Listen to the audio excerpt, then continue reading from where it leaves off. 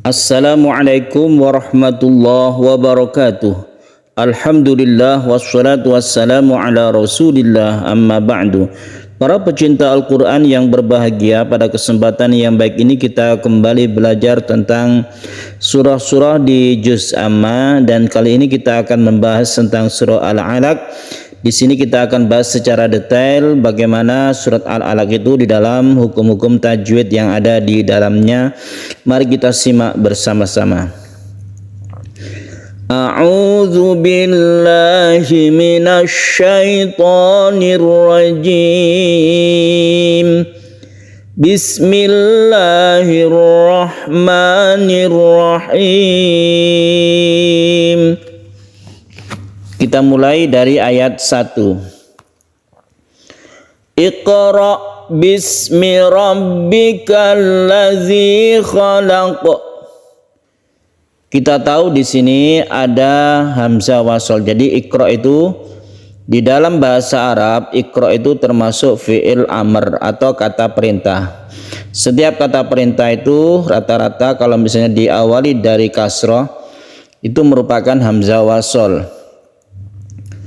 Kemudian di sini kita qalqalahkan, qaf ini adalah qalqalah sugro karena berada di tengah kata, di tengah ayat. Kemudian di sini ada sukun hamzah yang hendaknya berbeda dengan qafnya. Iqra, ro, iqra, bukan rok, iqra. Jadi kita harus lincah di dalam mensukun qaf ini, qalqalahnya itu iqra bismi rabbikal ladzi khalaq. Tasydidnya, kemudian sukunnya ini harus kita sesuaikan dengan hurufnya seperti tasydid ba ini ya. Ini kita tekan. Rabbikal ladzi khalaq. Khalaq qalqalah kubra qafnya. Yang perlu kita ketahui juga ini adalah bismi, ini asalnya adalah bi ismi. Bi itu dengan, ismun itu adalah nama, bismi rabbika dengan nama Tuhanmu. Seperti kita membaca bismillahirrahmanirrahim. Cuma ini adalah asal dari kata bismi ya. Jadi ada alifnya di sini. Alif ini merupakan hamzah wasol, jadi tulisannya alif tapi hamzah wasol. Oleh karena itu ketika ada sebelumnya itu kalimat yang dibaca seperti ini bi ya, ada satu huruf bi yang dibaca, otomatis hamzah wasolnya ini tidak dibaca sehingga bacanya bismi. Cuma di dalam basmalah atau bismillahirrahmanirrahim itu tidak menggunakan alif ya, jadi itu sudah mahdzuf atau tidak ditulis. Sebenarnya itu ada. Jadi bismillahirrahmanirrahim, bismi itu asal katanya itu seperti ini penulisannya. Bismi rabbikal ladzi khalaq. Iqra bismi rabbikal ladzi khalaq. Kalau kita itu meneruskan dari ayat 1 ke ayat 2, maka harus kita baca harokatnya itu, tidak kita qalqalahkan. Memang seakan-akan ini kok dibaca dua kali, jadi ini khalaqah, yang ayat 2 khalaqah. Kita coba ya. Iqra bismi rabbikal ladzi khalaq. Khalaqal insana min 'alaq. Jadi seperti itu. Jadi kita membacanya itu sesuai dengan harokatnya. Khalaqa, ini juga khalaqa. Jadi sepertinya dua kali, padahal itu beda ayat. Iqra bismi rabbikal ladzi khalaq. Khalaqal insana min 'alaq. Itu misal ya, misalnya kita meneruskan itu tidak masalah. Misalnya kita itu latihan nafas yang panjang, kemudian kita itu ingin meneruskan suatu ayat, itu tidak masalah, tapi harus tahu cara meneruskan ayat itu. Nah, yang perlu kita ketahui untuk dalam hal meneruskan ayat itu, yaitu yang lebih spesifik itu adalah ayat 2 ke ayat 3. Mengapa demikian? Ini juga perlu kita ketahui. Kalau kita misalnya berhenti, ini sudah kita ketahui bahwa ini adalah sukun qaf dan kita qalqalahkan ya. Khalaqal insana insana min 'alaq. Khalaqal insana min 'alaq. Insan, khalaqal al-insan ini adalah al-qamariyah atau izhar qamariyah. Kemudian nun bertemu dengan sin adalah ikhfa hakiki, kita panjangkan, kita samarkan ini. Kemudian nun bertemu dengan ain ini adalah izhar. Izhar itu dibaca jelas, dinamakan izhar halqi. Halqi itu apa? Halqi itu adalah artinya tenggorokan, bahwa makhraj huruf yang bertemu dengan nun yang disebut izhar itu ada di tenggorokan. Salah satunya adalah ain, dan hurufnya ada 6 semuanya yang ada, atau yang makhrajnya tempat keluarnya di tenggorokan. Ketika kita berhenti kita sukun qaf, ini qalqalah kubra. Khalaqal insana min 'alaq. Nah, kemudian timbul pertanyaan, bagaimana kalau kita itu meneruskan dari ayat 2 ke ayat 3? Maka berlakulah hukum yang kita pelajari kemarin-kemarin itu, apabila ada tanwin bertemu dengan hamzah wasol. Yang tadi saya menjelaskan di sini tentang hamzah wasol tersebut, bahwa ikra itu merupakan hamzah wasol karena dia itu fi'il amr atau kata kerja, perintah. Maka ketika dia itu kan disebut hamzah wasal karena dia itu kalau ada sebelumnya kita teruskan, maka ini tidak dibaca. Karena sebelumnya itu tanwin, maka hendaklah diberi nun yang kecil di sini. Nun kecil itu sebagai nun wasal, berfungsi sebagai kalau kita meneruskan, atau nun iwad berfungsi sebagai pengganti suara tanwin ini. Karena sudah ada nun kecil, maka ini dari alakin menjadi alaki, kasroh biasa, bukan kasroten. Kemudian nunnya itu ditulis kecil di sini, cara membacanya bukan merupakan huruf yang ada di ayat ini, surat Al-Alaq ini, tapi dia hanya cara membaca. Kalau tidak ada nunnya, kita beri sendiri karena memang cara membacanya ada nunnya. Jadi bagaimana cara membacanya? Ala qiniqra, ala qiniqra, begitu ya. Jadi ikra itu ini sudah diganti menjadi nun yang kecil atau nun shaghir atau nun wiqayah. Khalaqal insana min 'alaqin iqra wa rabbukal akram. Jadi tanwin ini bertemu dengan hamzah wasal ini, berubahlah dia itu cara membacanya menjadi nun yang kecil tersebut ya. Kemudian yang belakang ini yang sering saya mendengar orang itu atau yang membaca Al-Quran itu dibaca panjang padahal ini pendek ya. Akram, romnya ini adalah pendek. Khalaqal insana min 'alaqin iqra wa rabbukal akram. Nah, itu cara membaca kalau terus ya. Jadi kalau misalnya terus, misalnya kita cepat yang membaca satu juz, khalaqal insana min 'alaqin iqra, nah itu belum betul. Yang betul adalah seperti yang tadi itu kalau kita meneruskan. Yang betul adalah diberi nun yang kecil. Khalaqal insana min 'alaqin iqra wa rabbukal akram. Jadi akramnya ini pendek. Kalau kita membacanya tidak diteruskan, berhenti di sini, maka kita tetap membaca iqra ya. Iqra wa rabbukal akram. Pendek saja romnya ini. Orang kadang membaca qafnya ini tidak dikolkolahkan. Iqra, iqra. Padahal dikolkolahkan dulu, dipantulkan dulu ya. Iqra, iqra wa rabbukal akram. Bagaimana kalau kita meneruskan akram? Apakah kita baca nun yang kecil juga? Akramunil ladzi? Ternyata tidak, karena ini bukan tanwin. Yang menjadikan dia itu dibaca atau menggunakan nun kecil itu kalau tanwin atau kasroten, fathaten, domaten, itu membuat dia itu ada nun kecil. Tapi kalau ini bukan tanwin, maka langsung saja.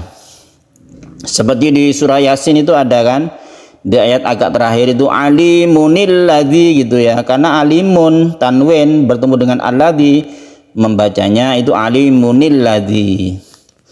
Kalau dhamma biasa ini berarti tidak pakai nun. Jadi membacanya kalau kita teruskan Iqra wa rabbukal akramul ladzi 'allama bil qalam. Kalau kita baca berhenti Iqra wa rabbukal akram. Akram, Iqra wa rabbukal akram alladzi 'allama bil qalam, gitu ya.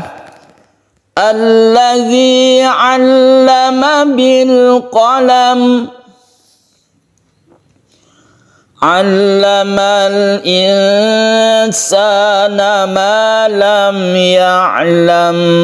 Jadi mim itu kalau disukun dia itu bersifat tawasud, jangan terlalu ditekan. Contoh seperti ini, bil qalam, jadi lam jadi lemas, jadi tidak terlalu ditekan. Bil qalam itu mengurangi sifat dari hurufnya tersebut, karena meskipun itu tidak tasydid, mim ini masih mempunyai sifat guna meskipun hanya sukun ya. Jadi sifat gunanya itu sedikit saja.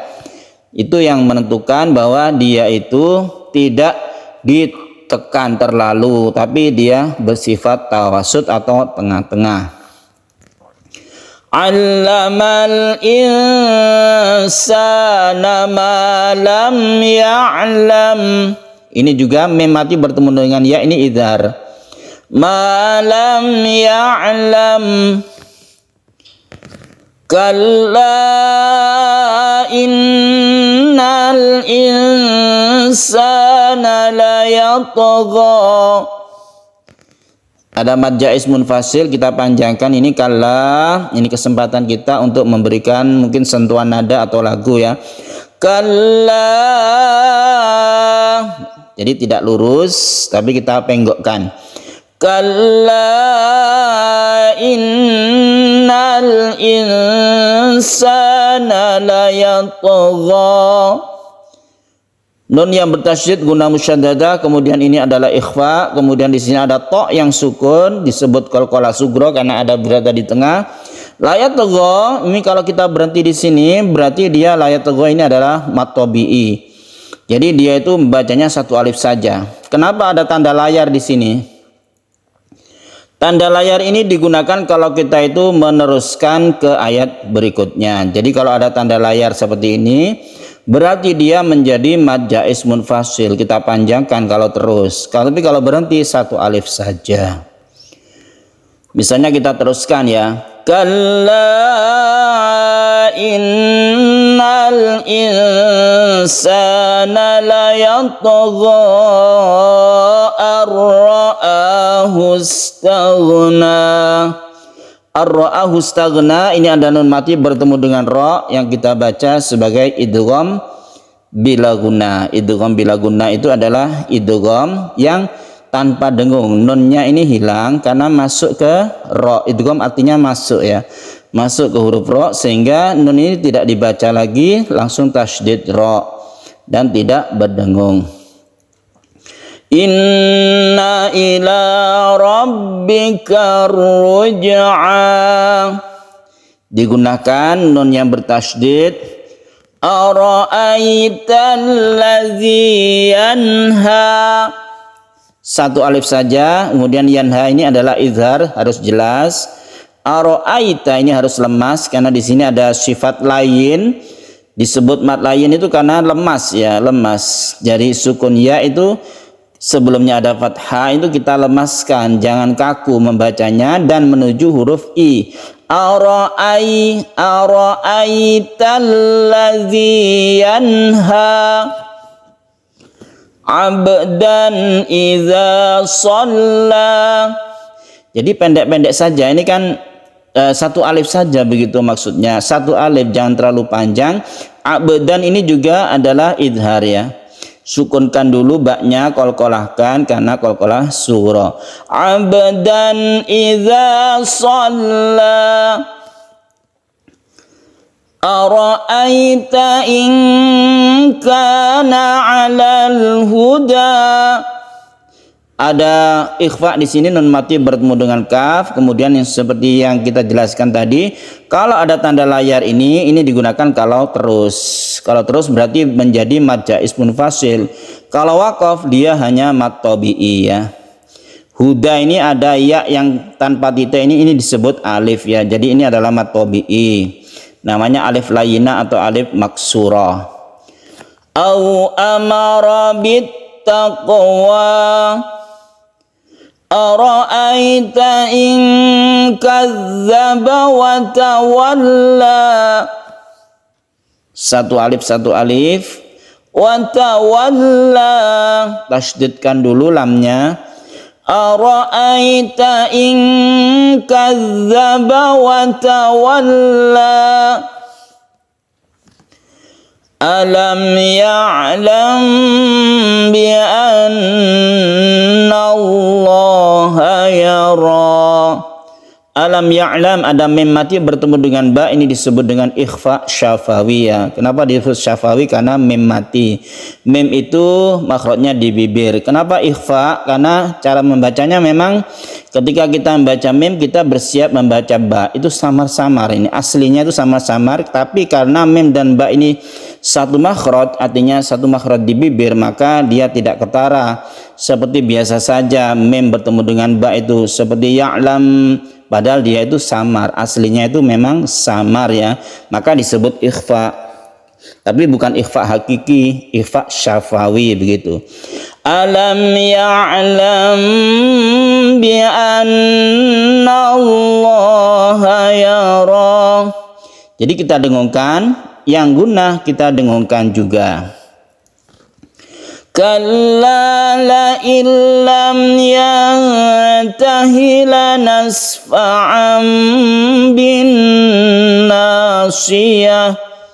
La illam nun mati bertemu dengan lam, ini kita baca idgham bila gunnah. Yantahi ini adalah ikhfa hakiki, kemudian haknya ini, nah ini ya, haknya ini tidak dibaca panjang meskipun diapit oleh dua huruf hidup, tapi haknya ini dibaca pendek ya, karena dia itu aslinya itu bukan panjang, aslinya itu dia disukun ya, karena ada lam, karena diteruskan maka ini diberikan kasroh. Itu nanti dibahas di ilmu nahwu tersendiri. Yang penting ini haknya ini adalah tidak dibaca panjang, dan ini harus lincah. Ketika kita membaca ha itu langsung ke lam ya. Lam yantahi lanas, kalla la illam yantahi lanasfa'am bin nasiyah. Nah ini tetap kita dengungkan ya. Nasiyatin kadzibatin khati'ah. Kita dengungkan ini, yang ini tidak dengungkan karena tanwin bertemu dengan kha itu adalah izhar. Falyad'u nadiyah. Kita sukun haknya ini, meskipun dia itu dhamma terbalik. Ini kalau diteruskan baru panjang ya, kalau diberhentikan itu sukun ha. Sanad'u zabaniyah. Biasanya ini diteruskan sampai kala ya, karena yang ini mungkin anjurannya itu diteruskan karena di sini lam alif ya.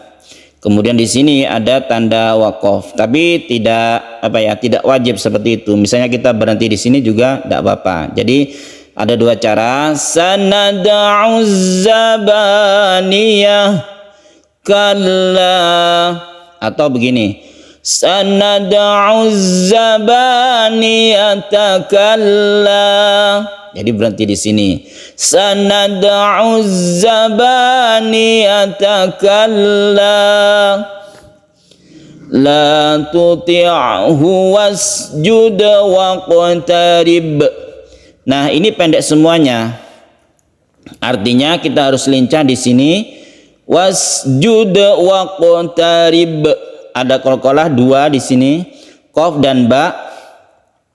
La tuti'hu wasjud waqtarib. Pendekkan ya. Meskipun suaranya enak waqtarib, jangan dipanjangkan, nanti berubah maknanya. La tuti'hu wasjud waqtarib. Nah, biasanya di sini ada tanda seperti ini ya. Ini adalah tanda bahwa ini merupakan ayat sajadah. Ayat sajadah itu di Al-Qur'an ada 15 tempat, ada 15 ayat. Dan hendaknya kita itu ketika membaca ini maupun yang mendengarkan itu sujud tilawah, namanya sujud tilawah. Apabila tidak sempat maka diganti dengan membaca subhanallah alhamdulillah wala ilaha illallah Allahu akbar 3 kali dan dilanjutkan dengan la haula wala quwata illa billahil aliyil azim. La tuti'hu wasjud waqtarib. Shadaqallahul azim. Para pecinta Al-Quran yang berbahagia, demikian latihan tartil Quran kita di surah Al-Alaq. Semoga bermanfaat. Wassalamualaikum warahmatullahi wabarakatuh.